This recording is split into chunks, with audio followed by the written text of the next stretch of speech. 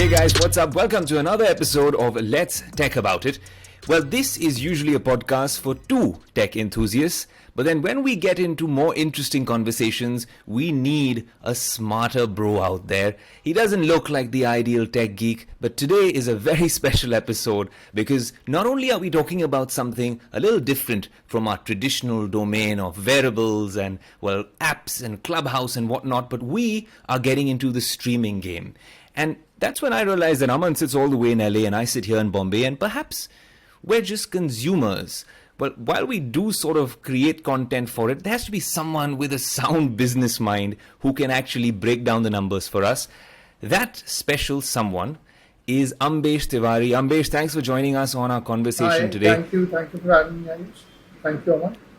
For those of you who haven't already spotted Ambesh sharing some very amazing didactic messages on LinkedIn or some inspiring stories on Instagram, I'll share his links down below. But what Ambesh really does is, of course, he's worked at the top media organizations, but to put it in one simple sentence, Aman, I was explaining this to you just before the podcast, but we'll share it with our listeners and viewers as well. Ambesh essentially understands the media space like no other.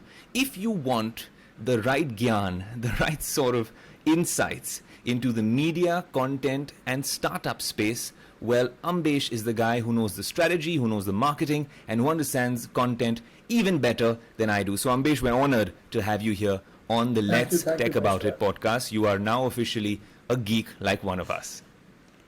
I have always been. That's what we like to to start hear. off with, Aman, that's interesting, right? Now that Ambesh is part of this, let's reveal why this podcast is even more important. Of course, there's two dashing, people joining me on the podcast, Ambesh and Aman. But the real deal is, well, Netflix is clamping down or thinking of clamping down on all of you guys who've been sharing your passwords with your chachas and your chachis and your uncles and your aunts and your dadas and dadis and your girlfriends and ex-boyfriends. Well, this is it. Netflix has sort of made a statement, at least in the US. I believe, Aman and Ambesh, it's beta testing at this point because a lot of users, especially where Aman is, have woken up in the past week and they've gone into their Netflix and chill mode, and all of a sudden they've realized that, well, Netflix is prompting them with a message saying, if you are not in the same location as the other users in this account who share this account, well, then you need to get your own account and sign up for a 30-day trial. Or, Aman, there's a workaround. What's the workaround? You're going to break it down. And then I want to ask Ambesh why they're doing this. Yeah, so Netflix is, well, it's written in their policies, right? That you shouldn't be sharing with anyone who doesn't live in your household. And I think they're finally coming down to actually policing it. It's always been there, but they never really cared about it. And the workaround that most people use is that, well, one thing that you can obviously do is obviously get the one-time verification or whatever the two-step factor authorization is that they're asking for. Get the sort of parent of the account to send it to you, and you put it in and you continue doing it. But it's going to get annoying for you to do it again and again. When you're, I guess, in different cities, you can use a VPN and you can get around it. And I'm sure it works because I know people who use it and do it, and it works pretty well. But that's not the right way to go about it.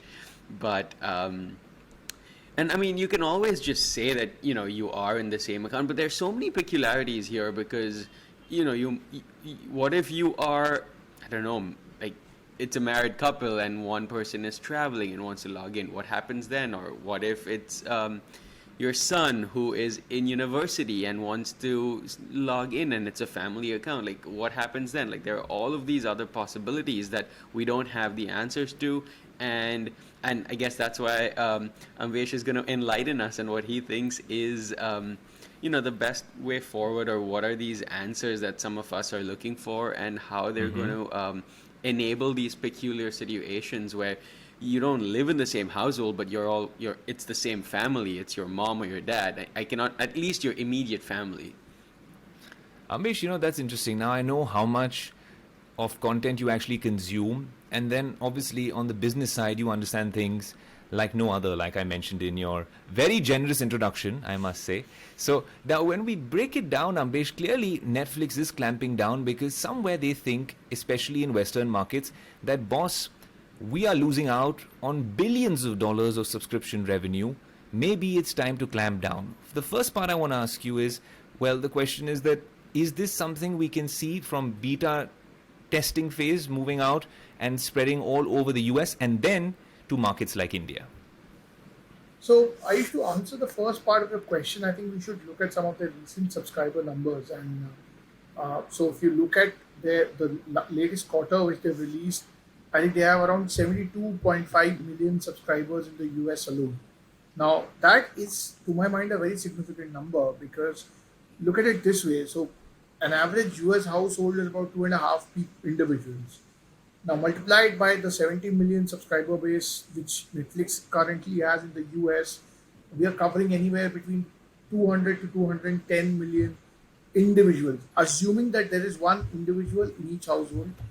So, you and your brother don't have separate accounts, but just one.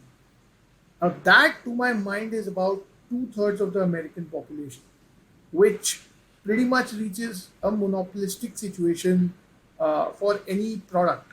So, where do we get the next growth from? Where do we get the next? When we talk about India, we speak, this loose term, next billion. But for Netflix, where do they get their next million from?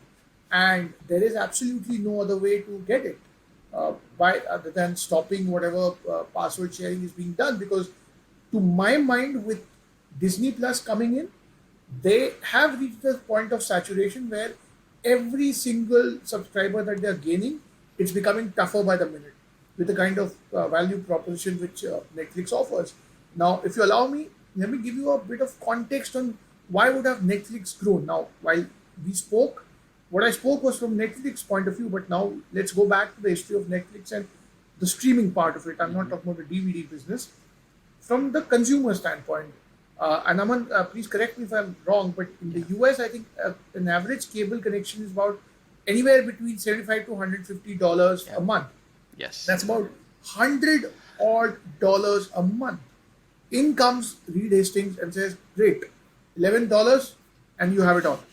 So there is a value proposition which was very monetarily profitable. Now I used to link it back to the second part of your question, that do we see this happening in, let's say, places like India? I personally don't think so.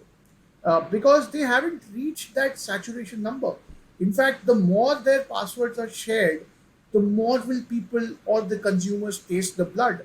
And the more the probability is higher for them to actually then subscribe the service than using similar passwords.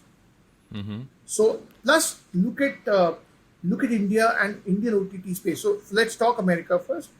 You have Disney Plus, I think, which is at a similar monetary subscription rate. You have Netflix, which is similar. But when you come to markets like India, you have about $2 each a month for a Hotstar, which is Disney Plus. You have $2 for the other broadcaster-led OTT platforms, which is in line with what your average cable television bill is. So when you actually subscribe for an OTT, there's a monetary. You don't spend more, but you get more content. Are you guys following me? But Spot on. in the US, there's a significant monetary benefit, which is why the penetration went like fire. Now they've saturated the market. So for any amount of growth to come, they will have to clamp down on the proxy connections or the shared passwords. So, Ambesh, it's interesting that you say this, right? I mean, because at the end of the day, this could be dismissed as a beta testing or an initial move or a temporary move. But this really looks like, well, this portends and tells you about the future, saying, boss, something's happening, something's cooking in Netflix. And it's not just Netflix. When you talk about the US, just think about concurrent streams running, right? I was going through these stats. Netflix, in its top tier plan, allows 4 streams at a time, right? So we're already talking about a minimum of 4 family members or even households perhaps using it. Then you have HBO Max, which allows just 3. Disney Plus in the US goes up to 4. In India, you can just get the OTP and you're signed in, and there's no issue here as well. Apple TV Plus allows 6. If you guys have even the same Apple TV, well, the Apple iCloud subscription, you all can share it as a family. What's interesting is Ambesh and Aman, he mentioned Reed Hastings, right? Reed Hastings said exactly this on an investor call in 2016. He says, you have to learn to live with all of account sharing, because it's something you need to learn to live with, because there's so much legitimate password sharing, like you sharing with your spouse, with your kids, so there's no bright line, and we're doing fine as is. All of a sudden, 2019, Chief Product Officer Greg Peters tells investors on a call that they are monitoring password sharing and figuring out consumer-friendly ways to push the edges on that. Now, at that time, they said they're not going to make any changes. Cut to 2021. Aman, this looks like a year. The last 12 months in a pandemic have clearly taught us a lot of things about ourselves, but it's also taught Netflix about the amount of money that they're missing out on. And they have steadily increased their prices. I remember when I first, full disclosure, I was using a friend's account when I first came to the US. Netflix didn't exist in India. I come here, I was in college, and I was making my account, and I was sitting next to a friend of mine at school, and she was like, "Why are you doing this? Just take mine. All my friends use it. You can use it." And that's how I started using it. And then, it reached a point where I was like, let me just make my own account, because multiple people were streaming at the same time and I couldn't stream, and I got frustrated. So I was like, okay, I'm making my own account. And I did that. And I remember it was, I think, $6.99 or something when it started.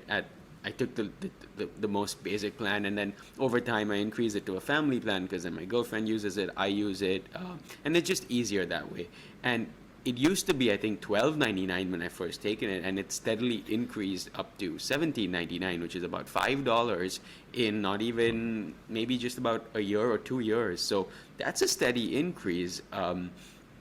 And I think that's where it's coming in, right? They're doing this obviously because they're realizing that they're not making as much money as they should be, whatever data they're looking at, and looking at the number of users, number of accounts, number of signed on devices, etc., etc. But I wanted to ask you, Ambesh, you mentioned about the next growth spurt, right? And here in the US, like you mentioned, cable is so damn expensive, and I've been here 6 years. I've never got cable.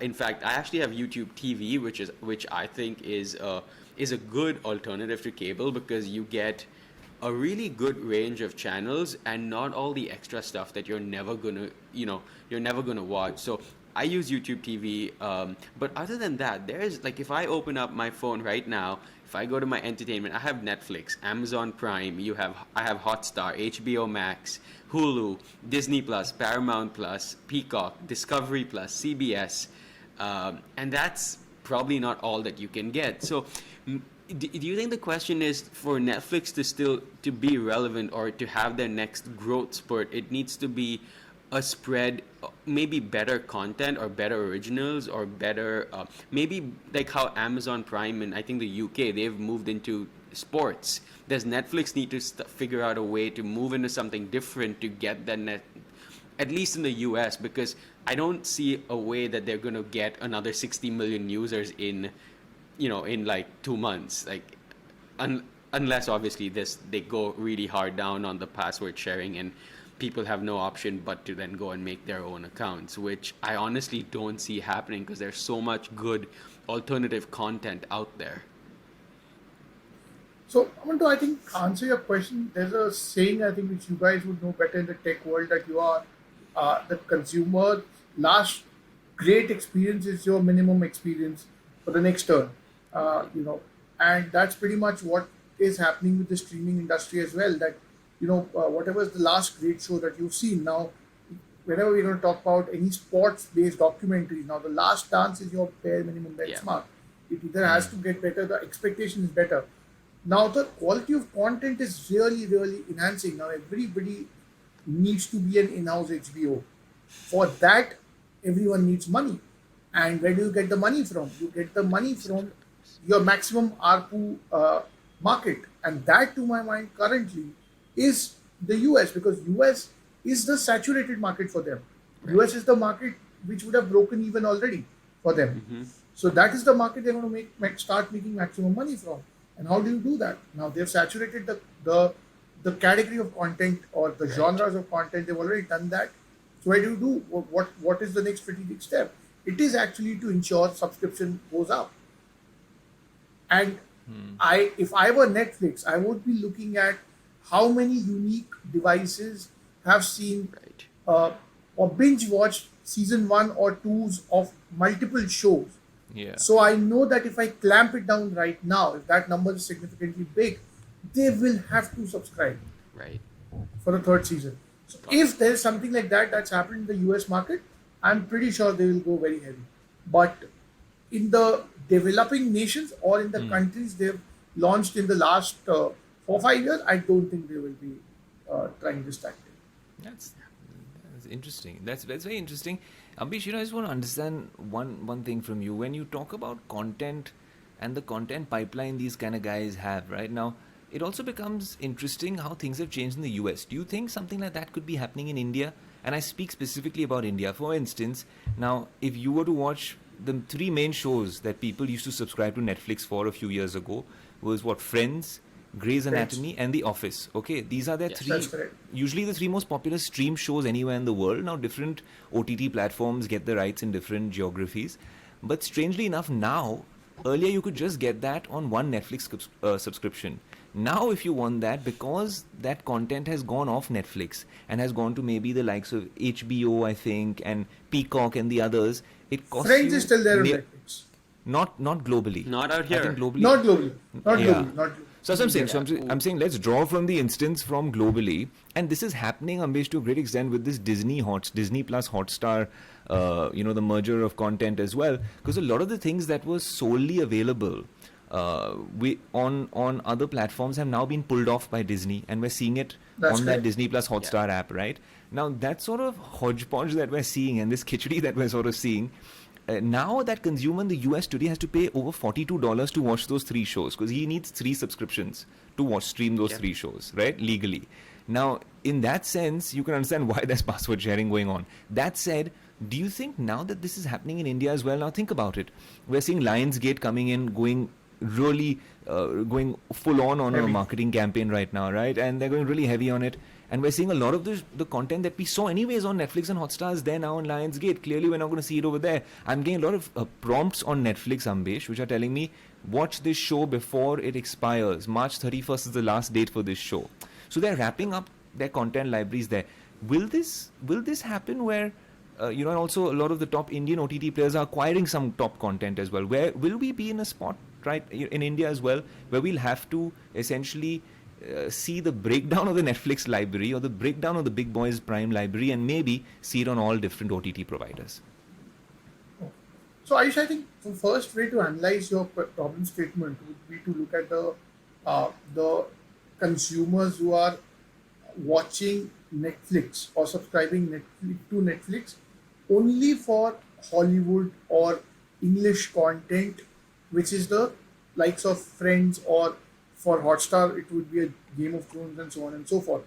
Right. Now, to my mind, I think statistics, I think even Comedy Central, the channel in India, completely runs on Friends. I mean, they will create a binge of Friends and they will suddenly rocket past the ratings. So Friends is an outlier. Now, let's just keep the outlier. That's once in 2 decades where something like that is created. So let's just keep it out of this discussion for this question.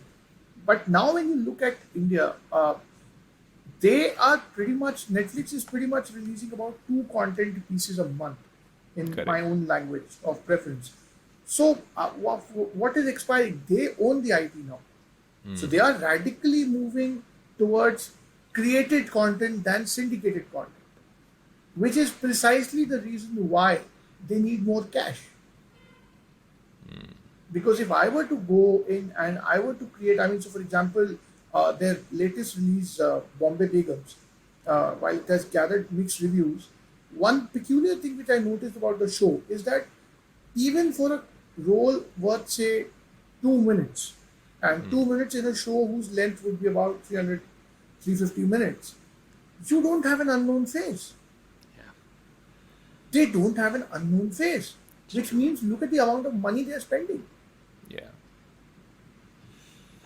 And this is insanity, the rate at which they are sort of headed, which is quite contrary to the strategy which they adopted when they entered India. So when they entered India, they acquired movies like, for example, a Court. Court was a Marathi movie which won, I think, the national award. Correct. But Correct. it was one of those movies which you wouldn't find on any other platform, and it had a niche audience trying to get that movie.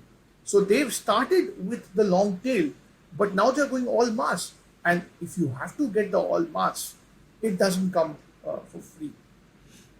You have to spend money for it. And now that the mass has started tasting the blood, to my mind, I think Netflix is at least 3 to 4 years away from reaching to that point where, say, a Hotstar today is, where, okay, we have X million paid subscribers, where am I going to get the next million from? Like that midlife crisis is far away for them in India. Interesting. Interesting. Aman, I want to understand a little bit about the tech aspect of it, right? Like, no one's gone to the nitty gritties, and I don't think Netflix is going to respond about how they're doing it. Their algorithm is more mysterious than perhaps even YouTube's algorithm. Yeah. So, just to understand how they're going to do this, I know some people use geotagging, geofencing. Some people just use your location in terms of an address that you put in. I know on my Spotify Premium Family account, if I want Ambesh to join and he's not at the same address in Bombay as me and he can't prove it with his location pin at the point, well, then they do. Even if Ambesh comes to my house, somehow manages to game the system and then goes back to his place, eventually we will get reminders. So is that the way Netflix is going to do this, you think? And how have people in the US been responding? So the way right now, it's only been on televisions. It's only on TV devices, your Apple TV or a Netflix app on your smart TV. That's the only place where right now they're asking, or the prompt is coming up. So they're still testing it. Like you said, we don't know what their algorithm is, how, or what are they basing this on, which TV, how are they choosing these accounts. There's no information to that. But like you said, like it's interesting because I know the Spotify Premium thing where you can do it one time and you'll get away for a few months, but then it's going to come up again after a few months. They want to constantly check that you're not, like you said, you're not gaming it. So, one thing I could think of was you have a VPN, where I've done this, where I have a VPN and I'll change my location setting to India and I'll get Netflix India on my laptop here. And it's actually a way where I watch some of Indian content because a lot of the Indian streamers are not available in the US. I think there's one that's, I think, TVF. They have some interesting shows and they've only recently gotten officially into the US market. And there are a couple of others as well that I would land up using a VPN to make sure I can watch it. So it's interesting. I don't know what people come up with new ways, right? It's all about the jugaad of life and figuring out how to make sure it works. But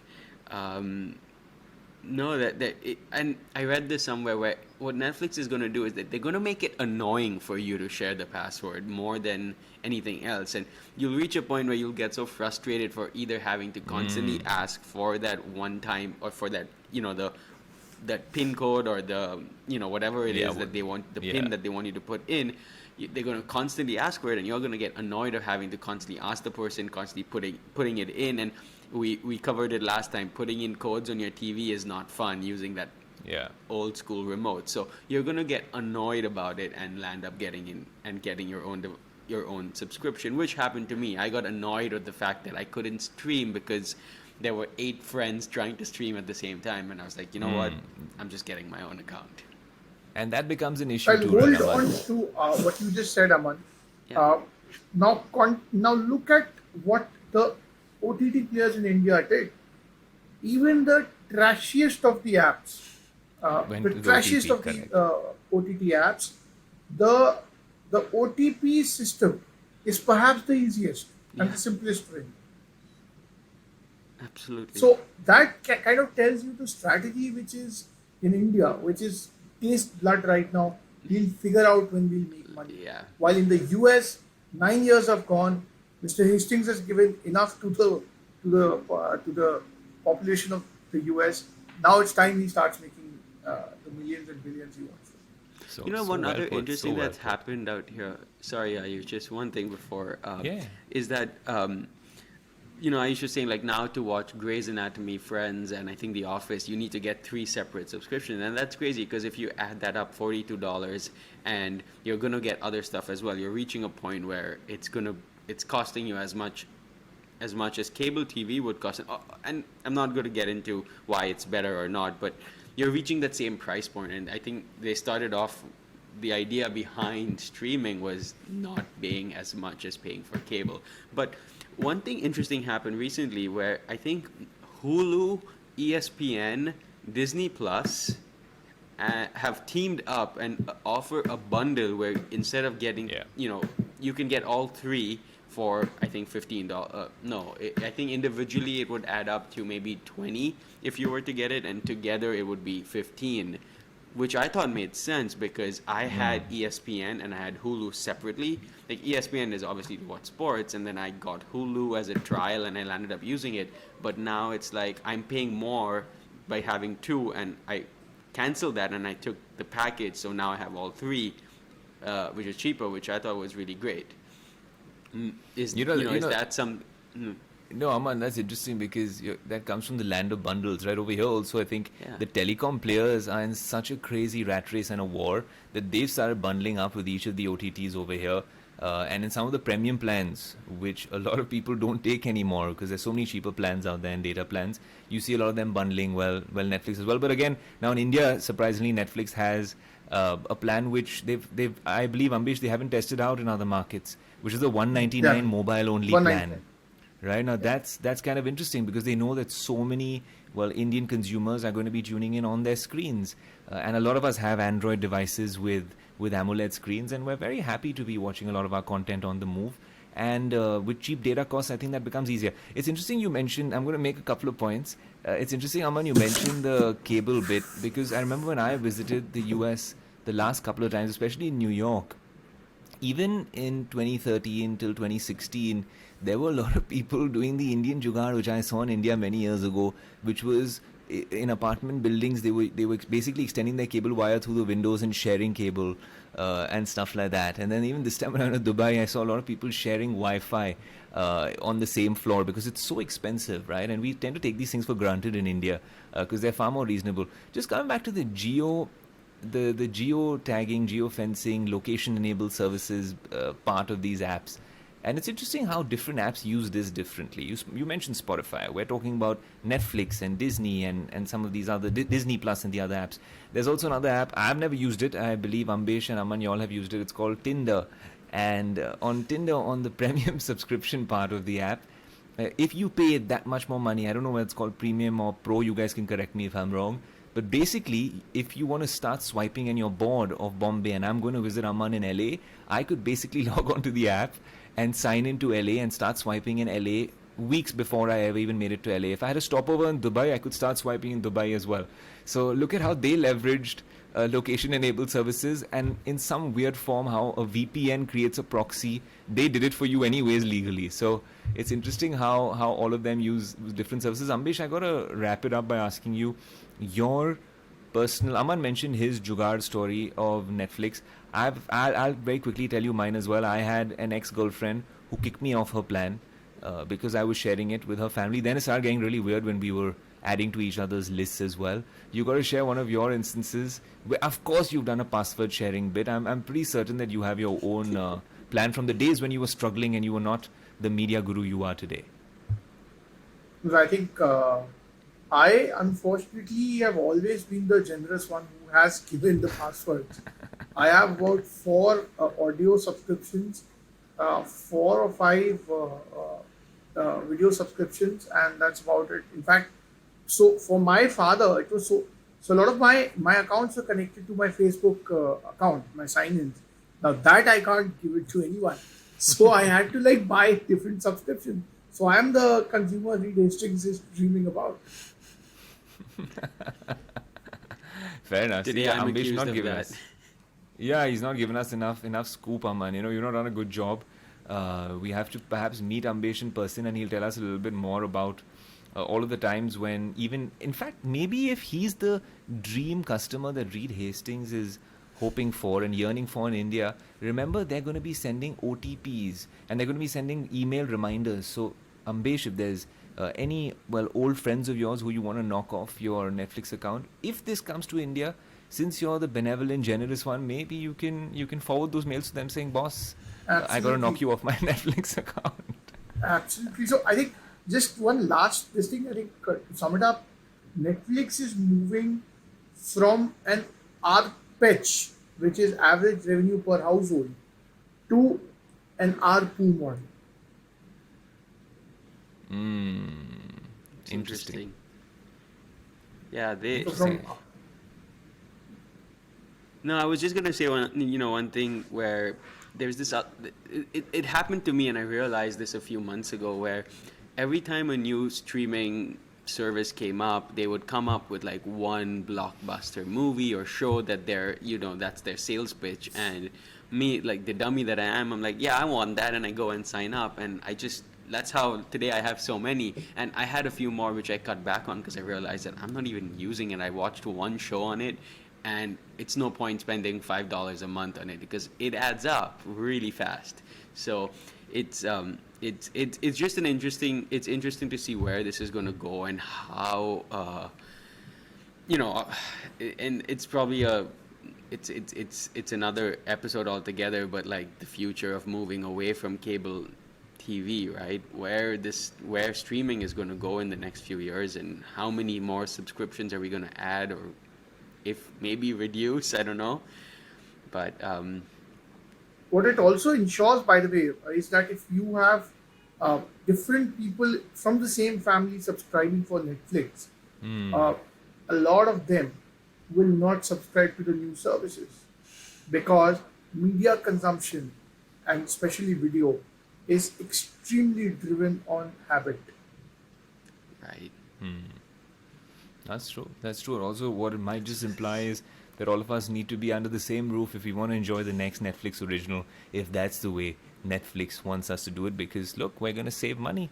It's a world which is heading into the midst of uncertainty, and so every bit. Aman has taught me this as a good Gujarati. Every bit of money saved is, Aman. Money saved is money made. Absolutely. So I mean that's what we're going to leave this on. Reed Hastings, if you're tuned in, you know exactly how we're going to save money. And look, we Indians just need an excuse to huddle up somehow and watch things together. We can genuinely, sort of decriminalize Netflix and chill and make it genuinely Netflix and chill, not in the twisted way that millennials today refer to it. But guys, thanks so much for tuning in. Ambesh, it's been awesome. We're going to get you in on more conversations, no matter how dodgy our internet connections are. And until Reed Hastings cracks down on us, please, I will send you a request. You can share your password with me.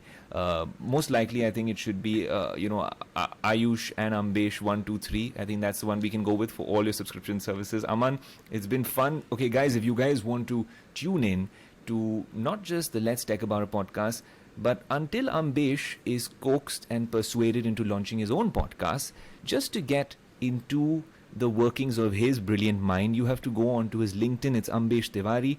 And on his Instagram, if you also want to follow maybe, his fitness journey, and, he's had quite a fitness journey, Aman, pretty much similar to yours. Both Ambesh and Aman should actually have another podcast about from fat to fit, because they lost so much weight and did such a fantastic job over the years. I'm very proud of both these handsome, strapping lads.